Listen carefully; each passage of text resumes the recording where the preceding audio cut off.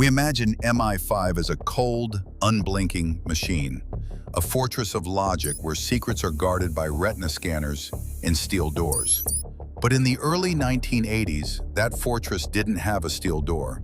It had a cat flap, and the man crawling through it wasn't a master criminal. It was a bored middle manager named Michael Bettaney. Bettaney ran the counter-espionage Soviet desk. His job was to catch the spies. Instead, he decided to become one. But he didn't do it for ideology. He didn't do it for money.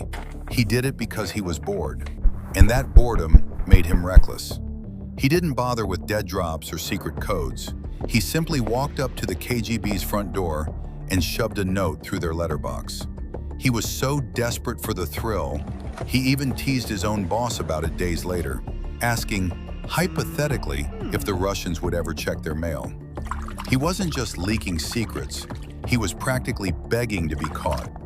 He walked out of MI5 headquarters not with microfilms hidden in a hollow coin, but with pockets literally stuffed full of paper.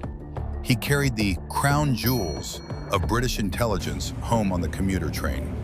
When MI5 finally raided his home in South London, they expected to find a high-tech den of treason. Instead, they found the end of the world, wedged next to a bag of sugar.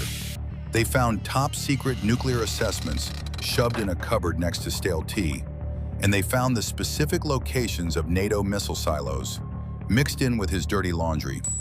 But here is the part that breaks your brain. Bettaney had tried to give this hoard to the KGB. He shoved packages through their letterbox on Easter Sunday.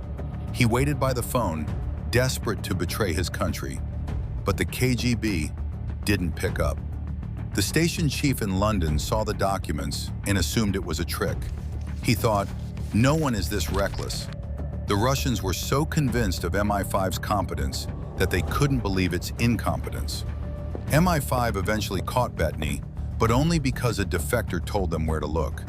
They didn't find the leak, they had to be shown it. When we look back at what they found in that messy apartment, we aren't just seeing stolen papers. We are seeing the uncomfortable truth about power. We sleep safe at night not because the state is a well-oiled machine, but because our enemies can't believe anyone would be this stupid.